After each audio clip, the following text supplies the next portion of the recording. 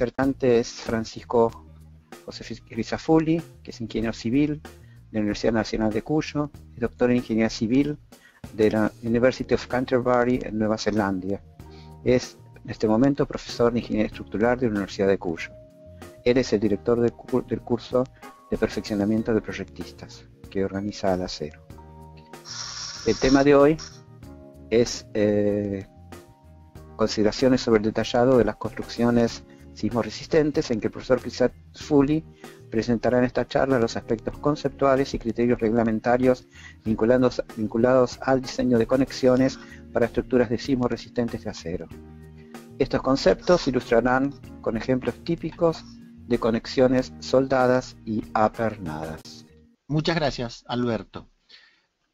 Continuando con el ciclo de charlas virtuales, esta tarde vamos a charlar brevemente sobre aspectos relevantes del detallado de construcciones de acero y en particular de construcciones sismoresistentes. Sabemos que el problema de los sismos afecta a diversas regiones y países de Latinoamérica. De ahí la importancia de este tema. En primer lugar, quiero agradecer a Alacero por su continua participación en actividades como este ciclo de charlas, como la organización del curso de perfeccionamiento para proyectistas, que representan tareas en las que se busca capacitar recursos humanos y promover el uso de las construcciones de acero. Para comenzar esta charla, quiero presentar un breve resumen a modo de introducción sobre los distintos sistemas estructurales que actualmente podemos utilizar para construcciones sismoresistentes de aceros. De acuerdo a la reglamentación norteamericana AISC, estos sistemas pueden clasificarse en primer lugar en dos grandes grupos. Uno son los sistemas de pórticos a momentos y otros son los sistemas de pórticos arriostrados y muros de corte. Comenzando con este primer grupo, tenemos distintos sistemas que son fundamentalmente pórticos no arriostrados de distinto tipo. Es una construcción usual para edificios tanto industriales como comerciales o de vivienda, fundamentalmente por la flexibilidad que presenta a nivel de proyecto por permitir grandes espacios y luces libres. No vamos a profundizar sobre este tema, que bien podría ser aspecto para otra charla, pero sí es importante mencionar brevemente que estos sistemas, si bien presentan las mismas características, y esa característica principal es que los miembros estructurales que componen el sistema, esto es, vigas y columnas, trabajan principalmente a solicitaciones de flexión, o sea, momentos flectores, de ahí el nombre de este grupo. Un aspecto fundamental para lograr un adecuado comportamiento de este sistema estructural es el adecuado diseño y cálculo de las conexiones que vinculan las vigas del pórtico con las columnas. Este es un aspecto sobre el que vamos a volver después y vamos a ver algunos ejemplos concretos. Como decíamos, el segundo grupo se relaciona con los sistemas de pórticos arriostrados y muros de corte. En este grupo tenemos los pórticos arriostrados concéntricamente, un ejemplo se muestra en esta imagen a la derecha, los pórticos arriostrados excéntricamente, que es un sistema de un comportamiento estructural muy adecuado e inconveniente, también los pórticos con riostras de pandeo restringido, en las cuales se usa un sistema particular, un disipador de energía, y finalmente los muros de cortes especiales con placas de acero, donde vemos también un ejemplo en la imagen de la derecha. Este sistema estructural es el más reciente incorporado a la normativa ISC 341 y ha sido utilizado con mucho éxito, principalmente en Estados Unidos y Japón, si bien es un sistema que aún no se difunde adecuadamente en Latinoamérica y podría ser un buen tema para desarrollar en el ciclo de charlas virtuales del año 2016. Luego de esta breve introducción y tratando ya de adentrarnos en el tema concreto, el proyecto de cualquier sistema estructural, es decir, de cualquiera de los grupos que mencionábamos previamente, requiere de una serie de pasos o etapas que debe realizar personal adecuadamente capacitado y con experiencia en el tema. A modo de resumen, podemos agrupar estos pasos en una serie de tareas o etapas y que, sin ser exhaustivo, yo he querido representar en la siguiente. En principio, siempre hay una etapa de diseño conceptual donde se seleccionan los materiales, el sistema estructural, se adoptan en forma preliminar dimensiones y a partir de eso podemos pasar ya a la segunda etapa, que ya es propia de la ingeniería estructural, como es el análisis de carga, es decir, la determinación de las distintas acciones que van a solicitar al sistema estructural cuyo proyecto estamos desarrollando. Posteriormente, se debe realizar el análisis estructural, tarea que hoy en general se realiza con la ayuda de software, es decir, programas computacionales adecuados para esa tarea. Con los resultados del análisis estructural es posible pasar ya a la etapa de dimensionamiento o diseño de los distintos miembros estructurales que componen el sistema. Y una vez que se ha realizado esta tarea, podemos ya comenzar con el detallado, que es una tarea o aspecto fundamental para lograr el adecuado comportamiento de toda la estructura. Si bien es obvio, nunca está de mal recordar que la construcción en acero es un sistema industrializado de construcción en donde una serie de piezas o elementos se fabrican en taller y luego son ensamblados o montados en la obra de manera de obtener un sistema que trabaja en forma monolítica, en conjunto, y en ese proceso de ensamblar los distintos elementos o miembros, las conexiones, muchas de las cuales se realizan en obra, son un aspecto fundamental. La experiencia muestra que cuando se han cometido errores ya sea en el diseño o la ejecución de las conexiones, es factible, es muy probable de que ocurran problemas y que la estructura no tenga el comportamiento requerido.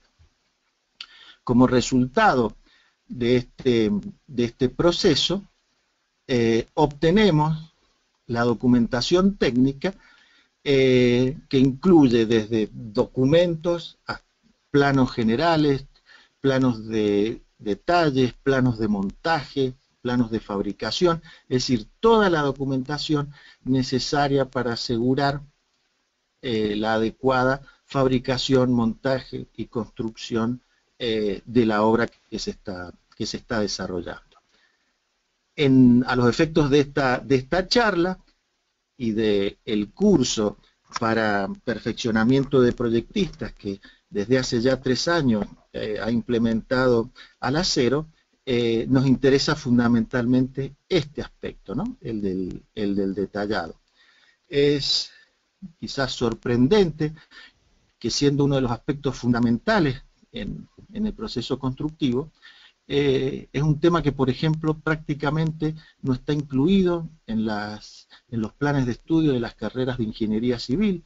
Un relevamiento informal que hemos realizado nos muestra que es un tema que en general, y salvo algunas excepciones, no se enseña directamente en las carreras de ingeniería civil, ¿no? Incluso hay carreras donde directamente no se incluyen las construcciones de acero como un tema específico de estudio.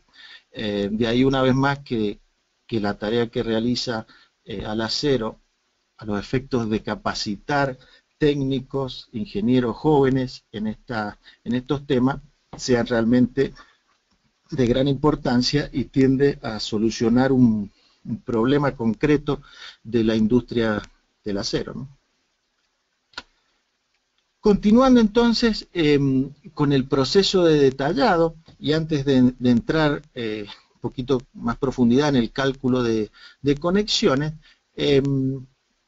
podemos describir distintas alternativas o formas de trabajo para desarrollar el proceso de detallado de acuerdo a lo que se observa en la práctica. Esta descripción no es exhaustiva, son solamente algunos ejemplos que hemos podido relevar o observar de cómo se realizan estas tareas a nivel profesional. La alternativa más simple, que es de aplicación usual para obras de menor envergadura u obras medianas, es el caso en el que una consultora, un ingeniero estructural, desarrolla tanto el proyecto en lo que hace a la preparación de planos generales y especificaciones, y es la misma consultora o persona la que luego realiza el detallado y en concreto el cálculo de las conexiones. Pero en general, ya en obras de mayor envergadura, intervienen distintos actores o participantes, y en general el proceso es un poco más complejo. Una alternativa, por ejemplo, es que una empresa o consultora desarrolla la ingeniería estructural, planos de diseño que son de carácter general, especificaciones, y después otra empresa o grupo de personas, lo que se conoce como Steel Detailer, es el que se encarga del cálculo y detalle de las conexiones, que como ya hemos destacado, es un aspecto fundamental para asegurar el éxito en lo que es el comportamiento estructural de ese sistema. Alternativamente, otra modalidad de trabajo que se observa en la práctica es aquella en que, de forma similar a la anterior, una consultora o un estudio de ingeniería estructural realiza el proyecto en términos generales y luego, en forma prácticamente simultánea, a medida que el fabricante comienza con las tareas para producir los distintos elementos estructurales, hay un profesional habilitado que realiza las tareas vinculadas con el cálculo y detalle de las conexiones. Cualquiera sea la modalidad, como decíamos antes, esto es meramente descriptivo, lo importante es que el cálculo y detalle de las conexiones es una tarea que tiene que ser realizada por personal adecuadamente capacitado, con experiencia y con conocimiento tanto de la normativa vigente como de técnicas constructivas, aspectos del montaje, es decir, un conocimiento general que permita realizar ese diseño en forma adecuada. Ya vinculado directamente con el tema de esta presentación, vamos a analizar ahora los aspectos fundamentales del proceso de cálculo de conexiones, que no es esto solo el detallado, pero es una de las tareas o aspectos relevantes de todo el proceso de detallado. Podemos agrupar o resumir este proceso en una serie de etapas o aspectos principales. La primera etapa es de carácter general, es decir, antes de comenzar con el proceso de cálculo, tenemos que conocer los materiales disponibles, los materiales que ya se han adoptado para los elementos estructurales, características geométricas y otros datos así de carácter general.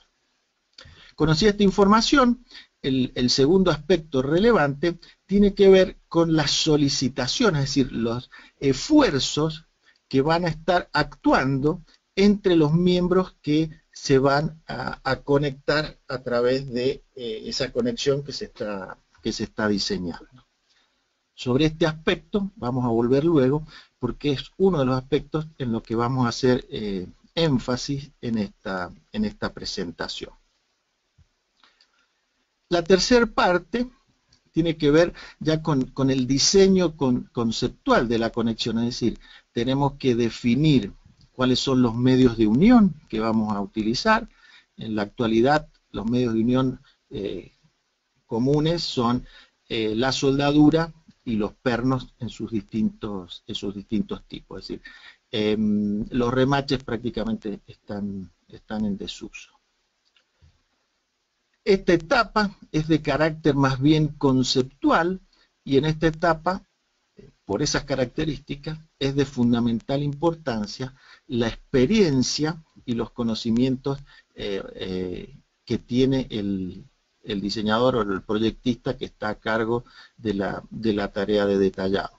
Lamentablemente, esta experiencia no se encuentra en los libros ni en los reglamentos y se obtiene trabajando y observando y aprendiendo de las personas que ya tienen mayor antigüedad y experiencia en estos temas. La cuarta etapa ya es una etapa de cálculo y de resolución numérica en la cual, aplicando las reglamentaciones vigentes, que es un tema sobre el cual vamos a volver más adelante, ya determinamos las dimensiones y cantidad de cordón de soldadura, pernos, a los efectos fundamentalmente de asegurar que la conexión tenga la resistencia adecuada para cumplir la función de mantener a los miembros adecuadamente conectados. Y la etapa final ya es una etapa de terminación en donde se completa el diseño y se realiza el detalle completo, volcando esa información, bueno, en planos, en modelos computacionales, según sea la modalidad de trabajo que se está aplicando. A modo de ejemplo, hemos incluido en esta diapositiva el caso de una conexión viga-columna de un pórtico de acero. Esta conexión, y esto para explicar un poquito la terminología usualmente vinculada a este tema, entonces esta conexión viga-columna en realidad está formada por una serie de juntas, entendiendo como junta el plano o área en donde se vinculan directamente dos o más elementos que integran la conexión. A modo de ejemplo, vemos que esta conexión tiene una junta soldada que está definida por el plano o área donde se ponen en contacto el ala superior de la viga con el ala de la columna. En este ejemplo, esta junta se ha resuelto mediante soldadura. En esta conexión, que está integrada por varias juntas, también observamos que hay una junta apernada.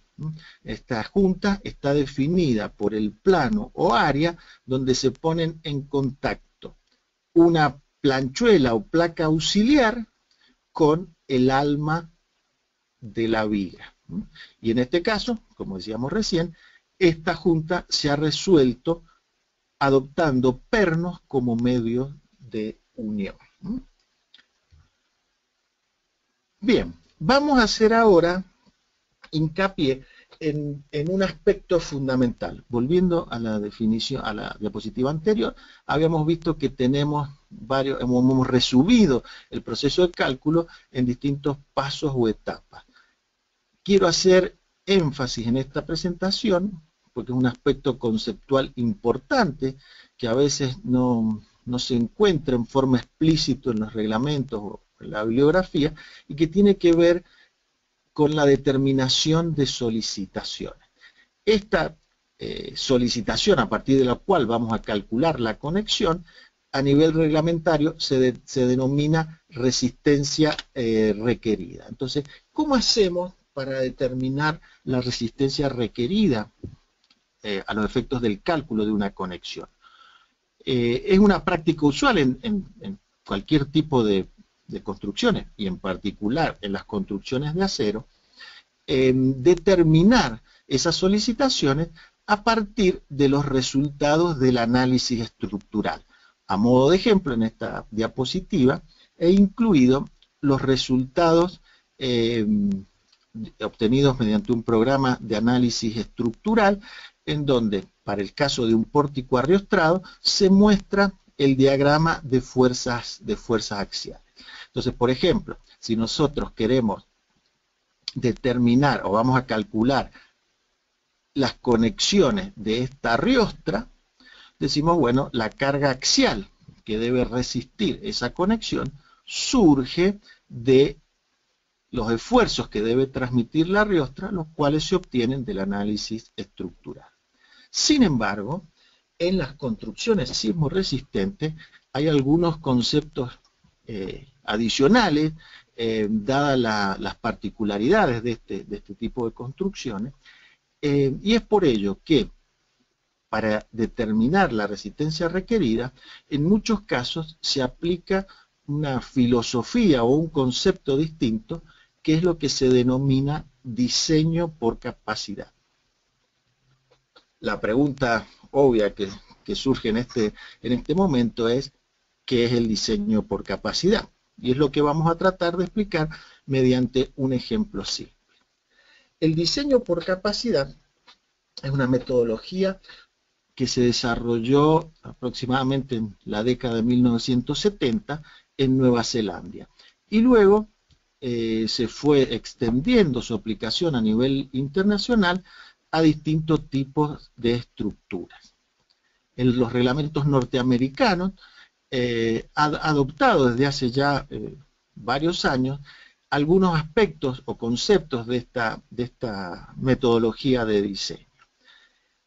Como decía, para explicarlo o tratar de explicarlo en forma simple, podemos considerar el ejemplo que se ilustra acá en esta diapositiva, donde tenemos una construcción muy simple, una columna de acero que está adecuadamente, o queremos que esté adecuadamente conectada a la base de fundación, y esta estructura, obviamente, suponemos que está sometida a la acción del sismo. La idea o el concepto del diseño por capacidad es que buscamos la formación de un mecanismo dúctil. ¿Qué es un mecanismo dúctil? Es un mecanismo en el cual se pueden desarrollar deformaciones plásticas y de esa forma podemos disipar energía. Es decir, logramos de esta forma estructuras que son más económicas o que son convenientes económicamente y que además tienen un nivel de seguridad adecuado para resistir la acción del sismo. A su vez, en el diseño por capacidad, buscamos evitar las fallas frágiles. ¿Qué son fallas frágiles? Fallas que se producen en forma abrupta y que en general no tienen capacidad de disipar energía. Es decir, en principio, una falla frágil es la antítesis del mecanismo dúctil. en este ejemplo, el diseñador, como diseñadores lo que podemos adoptar es un mecanismo dúctil que surge de la formación de una rótula plástica en la base de la columna. ¿Por qué en la base de la columna? Porque en la base de la columna es donde tenemos las solicitaciones máximas de flexión. Estos diagramas indican las solicitaciones de flexión, un diagrama de momentos flectores. ¿Y cuál es la falla frágil que queremos evitar? La falla o la rotura de la conexión soldada en la base. Entonces, para lograr este objetivo, podemos aplicar el diseño por capacidad. Para ello, y en forma simplificada, más allá después del procedimiento reglamentario que se aplica, desde el punto de vista conceptual, lo que se busca es que el momento de plastificación de la columna, que es el mecanismo dúctil, incluyendo la sobreresistencia, ya vamos a explicar este aspecto con más detalle, sea menor que el momento de diseño de la conexión, es decir, el momento que representa, que caracteriza al mecanismo de falla frágil. En definitiva, lo que estamos haciendo con esta relación es establecer una jerarquía de resistencia. Es decir, imponemos como diseñadores la condición de que el momento, o sea, la resistencia requerida con la cual vamos a calcular la conexión, sea mayor que el momento de plastificación de la columna, que es el mecanismo dúctil. De manera que cuando se produzca el sismo y se forme el mecanismo dúctil en la base de la columna, la conexión no podrá fallar porque tiene una resistencia mayor, ¿no? Entonces, en definitiva, el diseño por capacidad lo que busca es establecer una jerarquía de resistencia, asignando a los mecanismos o a las fallas frágiles una resistencia mayor que la que tiene el mecanismo dúctil. Y de esa manera, en definitiva, lo que hacemos es evitar la ocurrencia de esas fallas frágiles. Desde el punto de vista conceptual y en forma muy genérica, podemos decir que esta idea del diseño por capacidad aplicado a las estructuras es análoga o parecida al concepto del fusible en las, por ejemplo, en una instalación eléctrica. Vamos a explicar ahora, o a detenernos un poquito en esta frase que habíamos incluido acá, es que debemos incluir la sobreresistencia. ¿Qué es esto de la sobreresistencia? Tenemos distintos tipos de sobreresistencia, voy a hablar fundamentalmente de dos. La primera, que creo que es la más simple de ver, es la sobreresistencia debido al material. Cuando nosotros especificamos, por ejemplo, la resistencia del material que forma el perfil de esta columna, adoptamos una cierta resistencia de acuerdo a la norma de material. En la realidad, si fuéramos y tomamos una muestra y ensayamos el material, en general vamos a tener una resistencia mayor que la especificada. ¿Eso está mal? No, es lo lógico, porque el fabricante caracteriza el material mediante lo que se denomina una resistencia mínima especificada, que a los efectos del diseño en general, eso nos pone del lado de la seguridad. Pero no ocurre lo mismo con las construcciones sismoresistentes, porque si el material tiene una tensión de fluencia esperada mayor que la resistencia mínima especificada, eso debemos tenerlo en cuenta en el análisis o en el diseño si nosotros queremos establecer esta jerarquía de resistencia que hablábamos en esta diapositiva. Es decir, si cuando yo calculo la resistencia del mecanismo dúctil, ahora tengo que tener en cuenta una resistencia que es mayor, que puede ser mayor que la especificada, entonces si aumento este valor, obviamente que también para mantener el nivel de seguridad voy a tener que aumentar la resistencia requerida en la conexión, que era el elemento frágil en este sistema. Y entonces acá aparece una conclusión del diseño por capacidad que al que no está familiarizado con las construcciones sismoresistentes le puede parecer un poco extraña. Por ejemplo, si el fabricante nos dice que por razones de, no sé, de disponibilidad utilizó un perfil de mayor resistencia para la columna, nos dice normalmente, es mejor, mire, le estoy proveyendo de un material de mayor resistencia que la que usted solicitó, es decir, estoy del lado de la seguridad. Momento. En construcciones de sismoresistente no necesariamente estoy del lado de la seguridad, porque si aumenté la resistencia del material que forma esta columna y de esa manera aumenté el momento de plastificación, tengo que aumentar también el momento o la capacidad resistente de la conexión. Esta es una de las conclusiones importantes que surge del diseño por capacidad y que tiene que ver, como les decía, con la sobreresistencia del material. Este concepto a nivel reglamentario queda representado por un factor que las normas denominan RI, R sub I, y que se puede definir como la relación entre la tensión de fluencia esperada y la resistencia mínima especificada. Usualmente este valor, o este factor, perdón, varía entre 1,1 y 1,5. Es decir, que la resistencia esperada puede ser, en algunos casos, hasta el 50% de la resistencia mínima especificada. El segundo aspecto importante vinculado a la sobreresistencia es la que tiene que ver con la sobreresistencia del sistema estructural.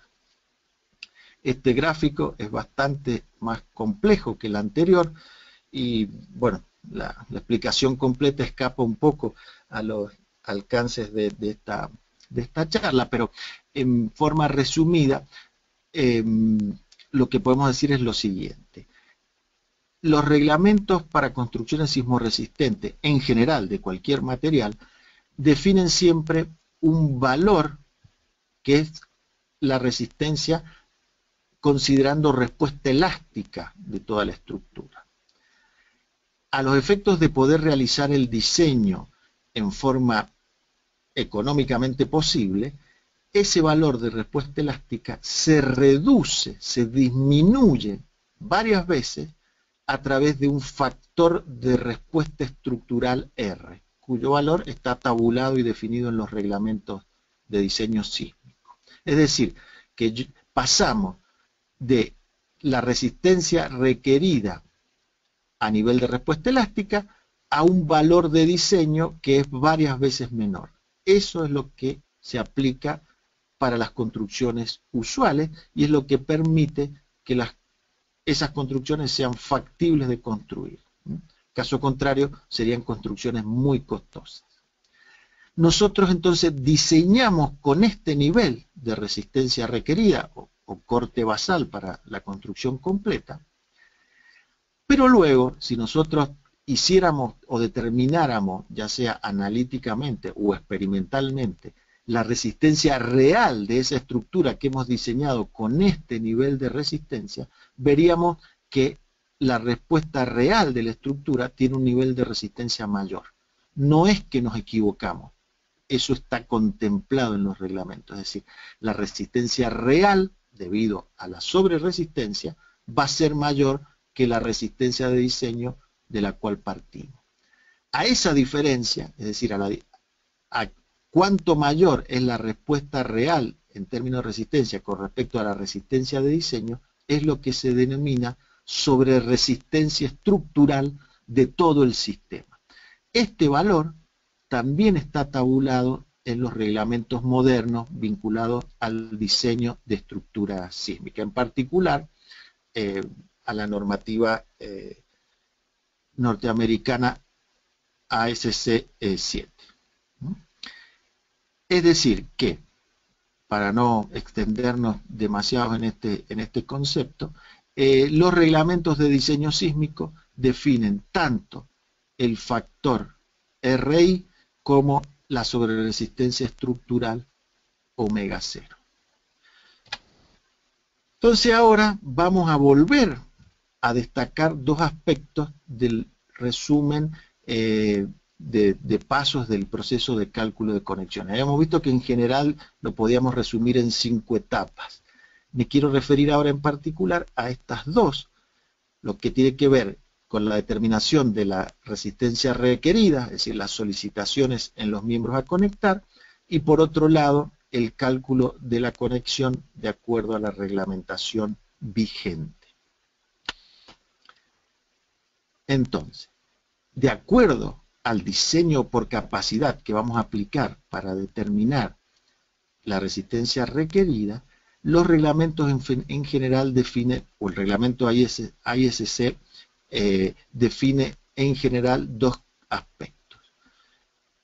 Uno es definir la resistencia requerida a partir de la capacidad de los miembros a conectar, para lo cual vamos a ver en las expresiones que aparece la resistencia de fluencia, es decir, multiplicada por el factor RI, que ya habíamos visto es mayor que 1 y tiene en cuenta la sobreresistencia del material. En algunos casos especiales, y sobre todo en aquellas estructuras especiales en las cuales se quiere un mayor nivel de seguridad vinculado al comportamiento sismorresistente, se utilizan también lo que se llaman cargas sísmicas amplificadas. ¿Qué es esto? Las cargas sísmicas amplificadas intervienen en las combinaciones de carga que definen los reglamentos, pero su valor, el valor de la acción sísmica horizontal, se multiplica directamente por el factor de sobreresistencia de todo el sistema. Volviendo a la diapositiva anterior, este factor cuantifica cuánto mayor es la respuesta en términos de resistencia del sistema real con respecto al valor adoptado para el diseño. En definitiva, lo importante que quiero destacar es decir que en muchos casos para el cálculo de las conexiones en estructuras sismorresistentes no utilizamos los valores obtenidos del análisis estructural, sino que utilizamos valores mayorados, teniendo en cuenta ya sea la sobreresistencia del material en algunos casos y en algunos casos especiales las cargas sísmicas amplificadas que incluyen la sobreresistencia de todo el sistema. Es decir, que estos son los criterios más importantes que define la normativa norteamericana ISC, la cual es adoptada en forma directa o indirecta en muchos países de Latinoamérica como norma de referencia. Es decir, con esto definimos la resistencia requerida. Por otro lado, cuando ya vamos al cálculo de la conexión, tenemos que determinar la resistencia de diseño de la conexión. Es decir, esto es, la resistencia requerida indica conceptualmente la demanda, es decir, cuánto solicita la acción sísmica a la conexión que estamos calculando. Mientras que la resistencia de diseño representa la capacidad, es decir, cuál es la resistencia, cuánto puede resistir la conexión que estamos diseñando. La resistencia de diseño, con el criterio actual, incluido en la norma norteamericana y en las de muchos países de Latinoamérica, es definir la resistencia de diseño como el producto de el factor de resistencia, que en general es menor que 1, y la resistencia nominal, que se determina según sea el tipo de conexión, si es soldada, apernada, si está trabajando a corte, a tracción, bueno, al tipo de solicitación. Es decir, esto ya es un tema específico de verificación según el tipo de junta que estamos analizando. Bien, en conexiones sismorresistentes de pórticos hay un aspecto fundamental que vamos a presentar brevemente para no excedernos en tiempo lógico de esta charla, que es el concepto de conexión precalificada. En la década del 90 se produjo en Estados Unidos y en Japón, se produjeron, perdón, dos terremotos muy importantes, el terremoto de Norwich y el terremoto de Kobe. Afortunadamente, estos terremotos no produjeron pérdidas de vidas humanas, fue mínimo, ¿no? Que es uno de los objetivos de la ingeniería sismo resistente. Pero, sorprendentemente, se observó daño de distinto tipo en construcciones de acero, y particularmente en los pórticos de acero, que es un sistema estructural que se consideraba muy confiable y cuyas características adecuadas había sido verificado en terremotos previos. Algunos ejemplos típicos son los que ilustran estas imágenes y tenían que ver fundamentalmente con fracturas, ya sea en cordones de soldadura o en las placas que se utilizan en este tipo de conexiones. La reacción de la industria ante esta circunstancia fue una respuesta muy adecuada, porque ante la gravedad del problema, dado que se habían afectado un número importante de construcciones de acero, particularmente edificios de vivienda, edificios comerciales de baja y mediana altura, en forma conjunta, distintas organizaciones profesionales, asociaciones de fabricantes, juntamente con universidades, implementaron un ambicioso programa de investigación analítico experimental con un presupuesto de muchos millones de dólares que fue financiado tanto por organismos o empresas privadas como por organismos de investigación del sector público. El objetivo de ese programa de investigación era, primero, determinar las causas de esas fallas que atentaban contra el buen funcionamiento de las construcciones de acero, y en segundo lugar, lo más importante, proponer soluciones para evitar que estas fallas se volvieran a producir en las construcciones nuevas, y soluciones también para reparar o reforzar las construcciones existentes que habían sido dañadas. A partir de ese ambicioso programa que duró varios años, surgieron modificaciones tanto de las normas y reglamentos como de las prácticas constructivas, fundamentalmente para conexiones soldadas en pórticos de acero. Y como consecuencia de esto, surge un concepto que se utiliza hoy en construcciones de pórticos a momentos, que es el de conexión precalificada. Entendiendo como conexión precalificada aquella que ha sido validada en forma experimental y esa validación se encuentra debidamente documentada. Bien, esa validación puede realizarse como parte del proyecto que estamos desarrollando. Esto en principio es factible para proyectos de gran envergadura, donde se dispone de tiempo y de recursos para realizar esa validación experimental que puede llevar varios meses e insumir costos importantes.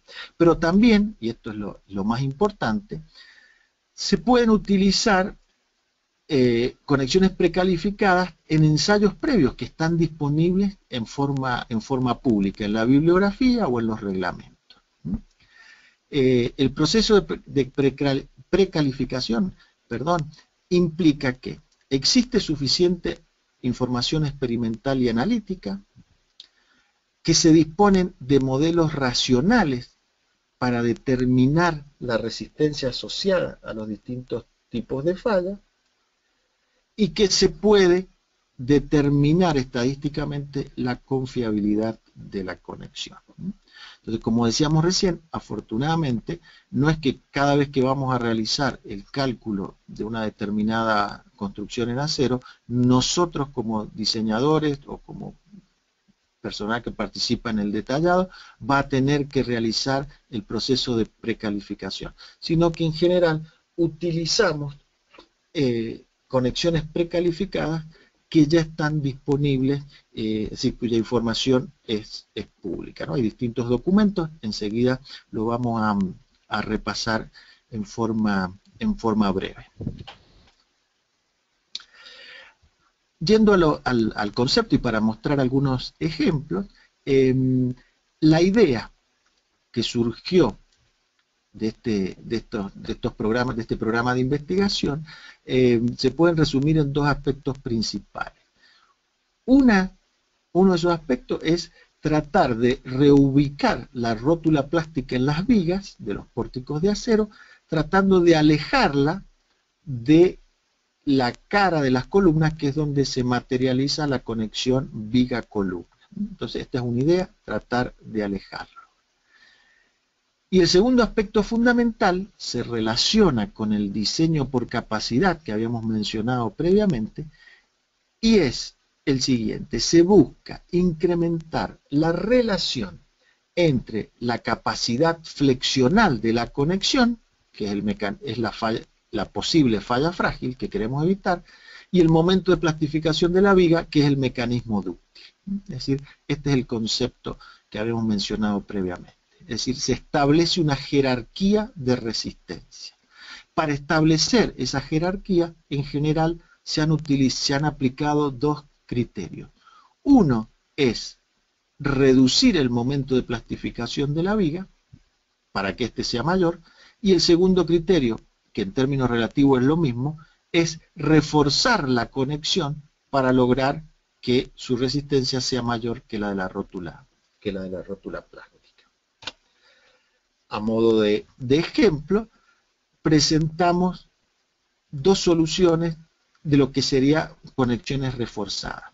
Acá vemos en estas imágenes tomadas de la bibliografía cómo para aumentar o establecer esa jerarquía de resistencia se agregan dos rigidizadores verticales, alternativamente puede ser uno solo, con lo cual se aumenta significativamente la resistencia de la conexión soldada, de la junta soldada de las alas, ¿no? Es decir, aumenta la cantidad de cordones de soldadura, aumenta su momento de inercia, con lo cual aumenta su resistencia, ¿no? Otro ejemplo alternativo es el que se muestra en la figura de la derecha, pero el criterio es exactamente lo mismo. El segundo ejemplo tiene que ver con con el otro criterio que mencionábamos, que es, para mantener esa jerarquía de resistencia, podemos, en lugar de reforzar la conexión, es reducir la capacidad resistente de la viga, para lo cual se realizan estos cortes en las alas, con lo cual se disminuye en un 50, 60, 70%, según lo que se desee, el momento de plastificación, y se mantiene ese criterio de que la resistencia de la conexión es mayor que la resistencia de la viga. Este es un esquema en planta en vista lateral, la conexión de viga-columna entre dos perfiles doble T, y acá vemos una imagen. La viga es un perfil doble T que está conectado a una columna de sección tubular. Para completar con algunos ejemplos, que ya no corresponden al caso de pórticos a momento, como veíamos en los ejemplos anteriores, podemos analizar el caso de pórticos de acero arriostrados concéntricamente, la conexión de la arriostra, ¿no? Esto muestra el detalle: la viga, la columna y la arriostra que queremos conectar, la cual estará sujeta a esfuerzos axiales alternativos de tracción y compresión. El criterio de diseño, y que se vincula nuevamente con los conceptos del diseño por capacidad, lo podemos resumir en los siguientes puntos. En primer lugar, consideramos que la riostra puede fluir en tracción. Segundo, la riostra puede pandear en compresión. Si la riostra pandea, que en general es algo que se puede, que uno quisiera evitar, pero en la construcción sismorresistente a veces no tenemos alternativa, si la riostra pandea, se van a formar rótulas plásticas en el centro, probablemente en el centro de la riostra, y también en los extremos de la riostra. Este es un aspecto fundamental. Entonces, la conexión se diseña para resistir las fuerzas axiales en la riostra, considerando la sobreresistencia, y permitiendo cierto giro plástico en los extremos. ¿Cómo se logra esto? Está indicado acá en el detalle. A través de generar una banda o zona donde se puede producir la rotación fuera del plano del pórtico, ¿no? Este criterio, este detalle, está específicamente, explícitamente indicado en la normativa AISC. Otro ejemplo, ahora ya aplicable al caso de un pórtico de acero arriostrado excéntricamente, las conexiones de la riostra. Sabemos que en los pórticos arriostrados excéntricamente, en forma deliberada, el diseñador genera una excentricidad, ¿no? Caracterizada acá por la distancia E.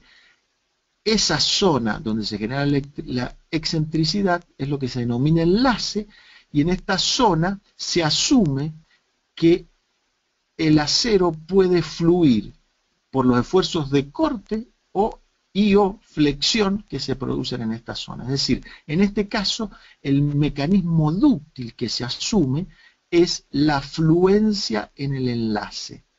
Este sería el mecanismo dúctil. Como criterio también se adopta en este tipo de estructuras, los pórticos arriostrados excéntricamente, que las riostras sometidas a esfuerzos axiales de tracción y compresión alternativos van a permanecer fundamentalmente en rango elástico, ¿no? Y entonces la conexión debe asegurar una adecuada transmisión de los esfuerzos cuando se produce este mecanismo plástico en el enlace, teniendo en cuenta la sobreresistencia. Entonces, además, como vemos acá, se agregan rigidizadores, estas placas o chapas verticales, a los efectos de controlar los efectos de pandeo local en el enlace.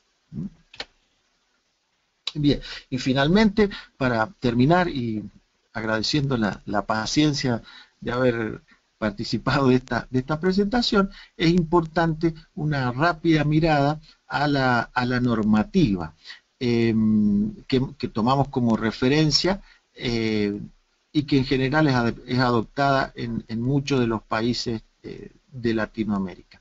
Como reglamento general tenemos el reglamento AISC 360, cuya última versión es del año 2010.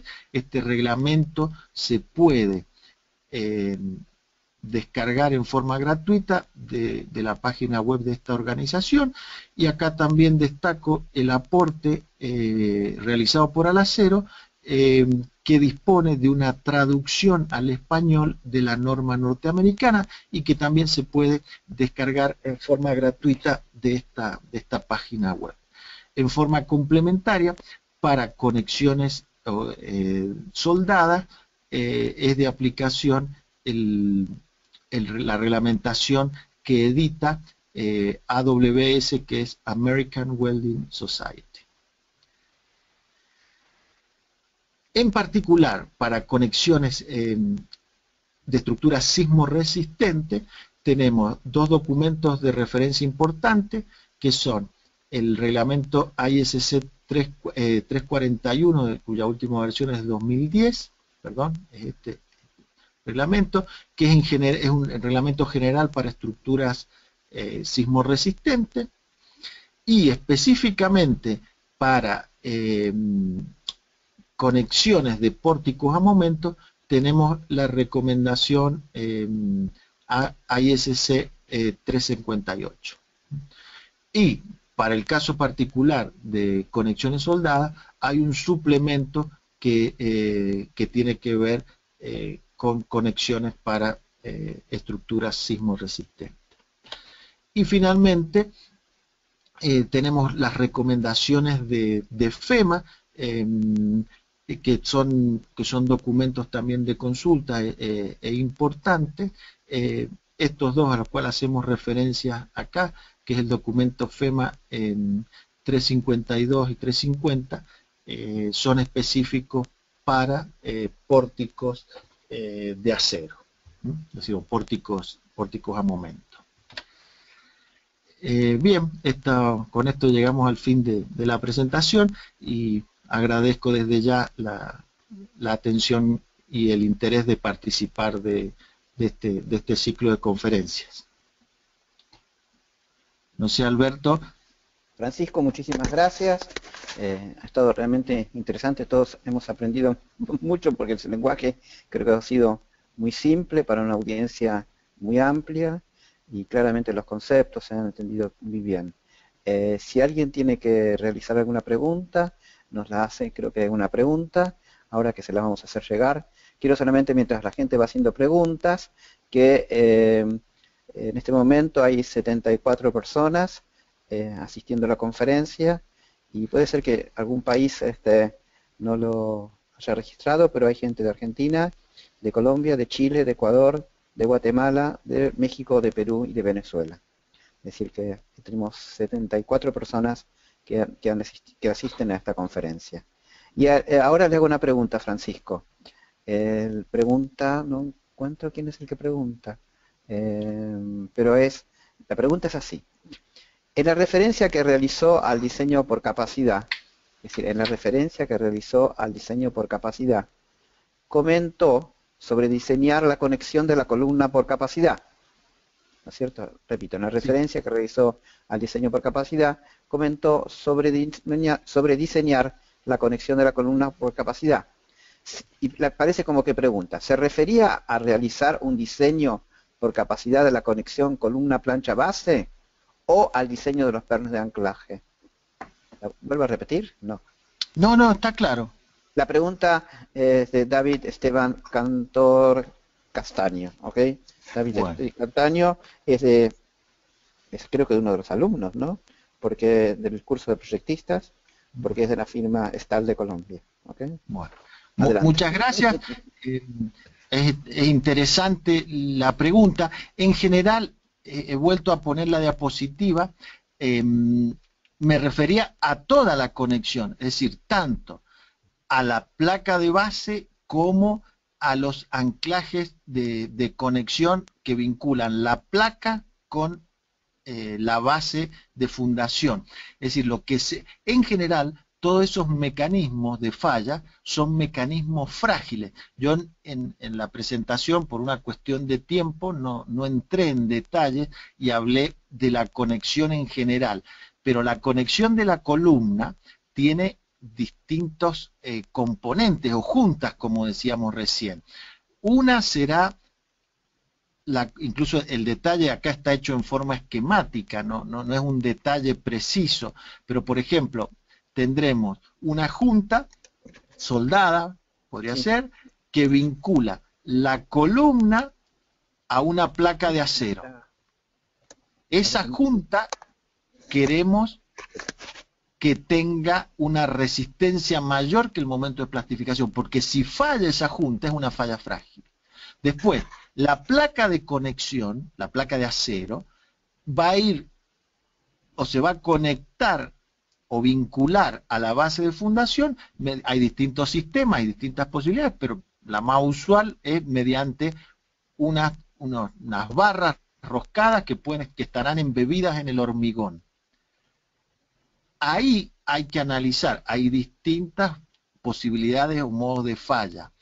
Una de esas posibilidades, que generalmente es la que tiene, o una de las que tiene menor resistencia, es que la barra cuando es traccionada, se arranque del hormigón. Entonces, ese también es un mecanismo frágil que queremos evitar. Entonces, respondiendo en concreto a la pregunta, en la presentación lo mencioné en términos generales hablando de la conexión en la base. Si ya fuéramos a hacer el cálculo en concreto, tenemos que analizar las distintas juntas que componen la conexión, los distintos mecanismos de falla, y aquellos mecanismos frágiles los evitamos diseñando o calculando la resistencia, considerando la resistencia requerida a partir del diseño por capacidad. Es decir, utilizando, en definitiva, una resistencia mayor para el cálculo. No sé si fue clara la respuesta. Esa pregunta también se les volvieron a hacer otra gente, así que la gente que preguntó algo similar, cualquier cosa me vuelve a repreguntar, pero hubo varias personas, una o dos personas que preguntaron lo mismo.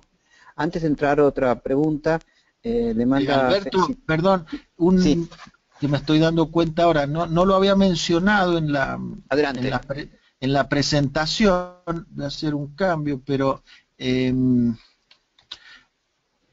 bueno, voy a hacer un poco de propaganda, pero es una propaganda desinteresada porque no hay ningún objetivo comercial. Ya lo contratamos y ya pagamos el libro, en el sentido que ya se hizo, así que no hay ninguna propaganda comercial acá. Okay, adelante. Por eso, porque y además hay descarga gratuita. Okay, hay una publicación que hemos editado con Alacero que es de distribución libre y gratuita. Y si están interesados en esta publicación que es específica para construcciones de acero, hay varios detalles de bases, de conexiones entre base columna a bases de fundación, para profundizar. Yo no había tiempo para entrar en esos detalles en la presentación. Correcto. Bueno, hay una felicitación que se va a poner muy contento de un amigo de Venezuela. Que le manda, y su revisor implacable, Arnaldo Gutiérrez. Bueno. Muchísimas gracias, Arnaldo. No sé si hay algunas palabras por Arnaldo. ¿Okay? Francisco, si le quiere agradecer a Arnaldo. Sí, no, para mí es una gran alegría saber que Arnaldo está escuchándonos.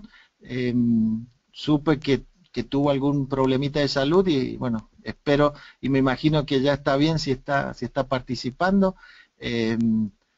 Arnaldo, y aprovecho también para agradecerle ahora públicamente, contribuyó significativamente en la preparación del curso como un revisor externo, pero que no solo cumplió tareas de revisión, sino que además aportó su experiencia y su amplia experiencia en el tema y sin duda contribuyó a mejorar significativamente los contenidos y la calidad de la presentación, así que muchísimas gracias y me alegro mucho de que esté participando de estas charlas. Arnaldo también fue el revisor de la traducción de las especificaciones. Y bueno, el tema de implacable es que terrible con todo lo que es el lenguaje. En la especificación fue terrible, todo lo que, digamos, el rigor, pero el rigor, un rigor bien entendido. ¿Okay? Vayamos ahora a otra pregunta, que son, una pregunta que es la siguiente. Pregunta, ¿las planchas de continuidad deben siempre estar presentes en las conexiones precalificadas para garantizar el adecuado comportamiento de la zona de panel? Vuelvo a repetirlo por las dudas. Las planchas de continuidad deben siempre estar presentes en las conexiones precalificadas para garantizar el adecuado comportamiento de la zona del panel, y sigue. En una diapositiva, sin embargo, se ha obviado. Quisiera saber en qué casos pudiera suprimirse en caso de ser posible. Bien, es muy clara la pregunta y muy importante. Traigo a modo de ejemplo esta diapositiva. Para el resto de la audiencia, por si no están todos al tanto, se denominan placas o planchas de continuidad a estos elementos que estoy señalando y que están en rojo. Como el nombre lo indica, esos elementos tratan de dar continuidad a la transmisión de los esfuerzos. Cuando esta viga está sometida a esfuerzos de flexión elevados, se producen cargas axiales de tracción y compresión importantes en las alas de la viga. Al estar conectada el ala de la viga al ala de la columna, esos esfuerzos se transmiten al ala de la columna. Y por lo tanto, esas placas le dan continuidad, redistribuyen el esfuerzo en todo el perfil y generan este rectángulo que es lo que se denomina zona panel y que tiene una verificación adecuada. En general, es un detalle exigido y recomendado para tener un comportamiento adecuado de la conexión. Ahora, supongo que la pregunta surge por esta imagen en donde vemos que en una tenemos la placa de continuidad, mientras que en esta otra no tenemos la placa de continuidad. Esa diferencia, obviamente que el no colocar la placa de continuidad nos lleva a una estructura o a una conexión más económica y más rápida y más fácil de hacer constructivamente. Pero para responder a la pregunta, la diferencia surge es que hay distintos tipos de pórticos desde el punto de vista reglamentario, ¿no? Por eso había querido hacer esta introducción. En el caso concreto de pórticos de acero, la reglamentación distingue tres casos: los pórticos ordinarios o convencionales, los pórticos intermedios y los pórticos especiales. ¿Cuál es la diferencia entre estos tres? El sistema estructural es el mismo, es un pórtico resultado de ensamblar vigas y columnas sin arriostramiento y en donde los esfuerzos principales son esfuerzos de flexión. Ahora, ¿por qué a uno lo llamamos ordinarios y a otros especiales? La diferencia está en el comportamiento sísmico esperado. Los pórticos especiales tienen mayores requerimientos, lo que hacen es que tengan una respuesta más adecuada, con mayor capacidad de energía, y eso se logra a través de detalles, fundamentalmente en las conexiones, que son más estrictos, mucho más estrictos, que en el caso de pórticos no arriostrados ordinarios. Entonces, en el proceso, o cuando vemos la precalificación de las conexiones, se indica si esa conexión está, por ejemplo, precalificada para un pórtico no arriostrado especial, para uno intermedio o para uno ordinario. Entonces, y respondiendo ya en concreto a la pregunta, por ejemplo, en un pórtico no arriostrado especial van a tener que ir las placas de continuidad. A lo mejor hay detalles,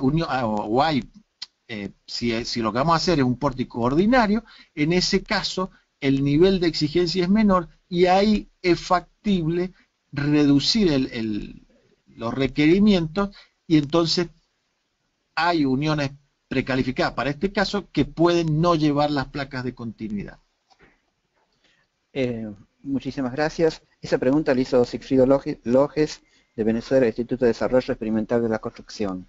Hay bastantes preguntas, pero creo que para que no se disperse mucho la conversación, vamos a ver dos más en todo caso, y el resto en todo caso las contestamos por correo, porque quedan documentadas. Una de ellas la hace Arturo Zuloaga, de la Universidad Nariño de Colombia, y pregunta: ¿hay manera de calcular las longitudes de anclaje de las barras de acero liso? A ver, bien. Espero que no se enojen en el acero. En realidad este es un tema que tiene que ver más con el concreto que con el acero. Aclaro, por favor, que no podemos hablar mal de la barra de hormigón, porque nuestros clientes también hacen barra de hormigón, así que nuestros socios. No, así que, aunque promocionamos la construcción en acero, no podemos hablar mal de la barra de hormigón, porque también la mitad de los socios hacen barra de hormigón. No, que adelante. En realidad el problema no es del acero, sino la compatibilidad del acero con el hormigón, con el concreto. Hay que buscar, entre la barra de acero liso y el concreto o hormigón, no hay un mecanismo que los mantenga, porque no se puede confiar en la adhesión o que se pueda generar, que es mínima. De manera que se pueden utilizar barras lisas en la medida de que tenga en su extremo una placa, una tuerca, no sé, algún elemento que asegure que cuando la barra queda sometida la barra de anclaje queda sometida a tracción, no se desprenda fácilmente del concreto porque no hay adherencia química o de ningún tipo, y la mínima que hay se desprecia a los efectos del cálculo, de manera que se debe buscar un anclaje mecánico disponiendo de una tuerca, a ver si rápidamente pudiera encontrar algún detalle.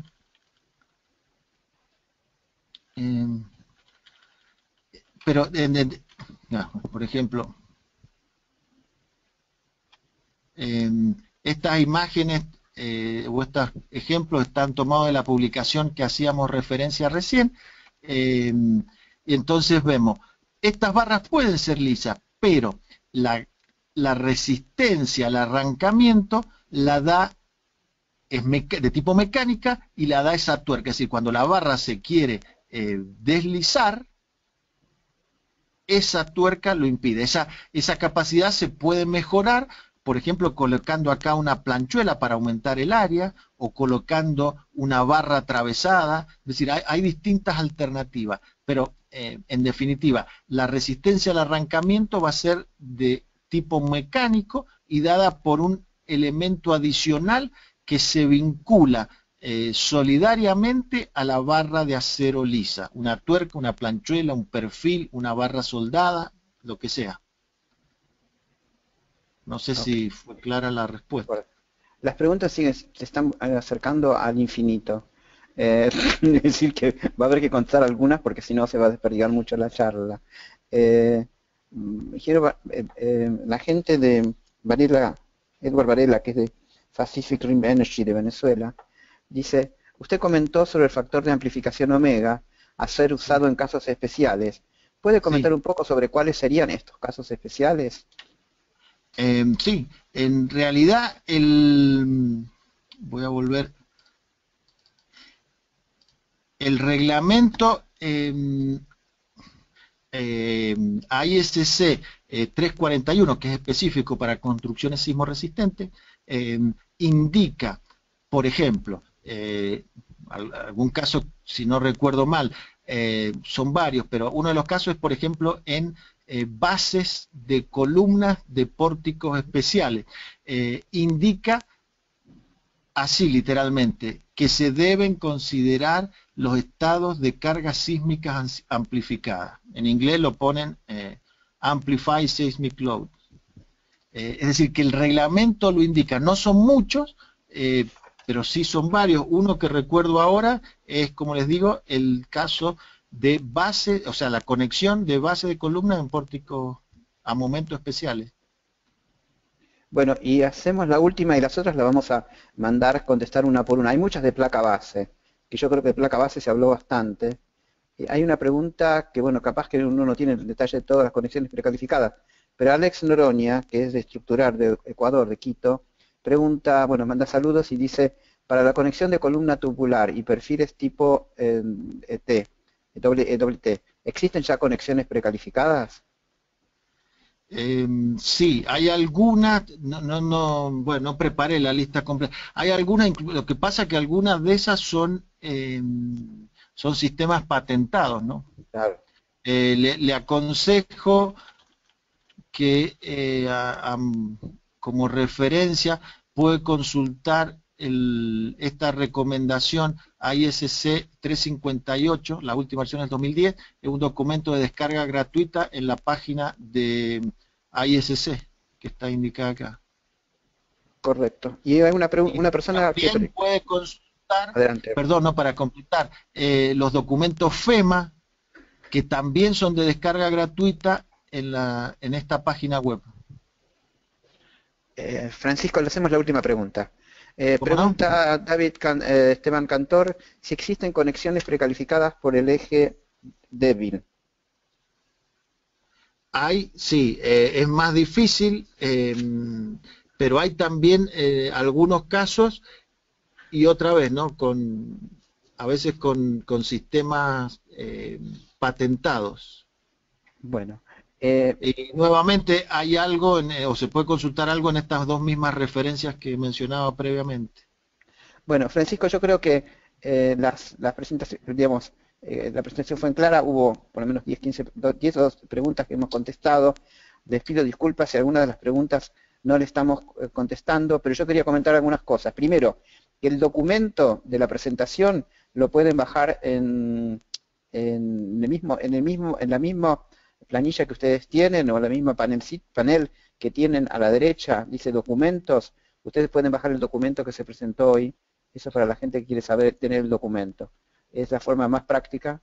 Por ahí nosotros también vamos a mandarlo en una agradeciendo, pero lo más fácil es que en la parte que dice documentos esté el documento que se presentó hoy. Otra gente habla justamente de dónde están los documentos que usted mostró en las diapositivas. Bueno, eso usted mostró bien claramente, que se pueden buscar en la ICC, etcétera, con los links que está puesto en ese punto. ¿De acuerdo? Sí. ¿Ok? Y eventualmente nosotros tenemos una grabación, pero no sé si será autorizada para ponerla. No sé por supuesto, Alberto. O hay copyright, ¿ok? No creo que nadie se anime a escucharlo otra vez, pero bueno. Bueno, ok, no, hay mucha gente que las pide normalmente. Entonces cualquier cosa, la gente que pide la grabación, no la vamos a hacer totalmente extensiva a todo el mundo, pero que quiere una grabación, nos la pide. Yo pienso que con esto terminamos la charla, porque 1 hora y cuarto para un GoToWebinar es el tiempo máximo recomendado para que la gente no se canse y para que haya sido todo agradable. Las preguntas son infinitas, se están acercando a 37, pero hicimos por lo menos 15 o 20, las hemos hecho. Algunas se repitieron, pero le agradecemos mucho. Francisco, quisiera que usted dé una terminación y ya daríamos por concluido la conferencia. Adelante, Francisco. No, simplemente, bueno, agradecerle a todos los participantes la paciencia por estar 1 hora y cuarto conectados y, bueno, al acero por estas tareas tan importantes de difusión. Y quédense tranquilos todos que vamos a tratar con tiempo. Francisco, si me puede dar una mano, de darle alguna respuesta a la gente que hizo las preguntas. Me va a matar usted con todas las preguntas que hay. Esperemos que no se lleguen más, vamos a cortar la comunicación para que no lleguen más porque van 41, ¿ok? Pero hay gente que agradece, etcétera, etcétera. Es decir, que hubo mucho interés, hubo 70 personas, 40 personas hicieron comentarios, un alto nivel de participación, por lo cual, bueno, les agradecemos mucho a todos y algunos si quiere quedar charlando, levante la mano, etcétera, etcétera, pero ya en una forma informal la conferencia ha terminado. Muchísimas gracias.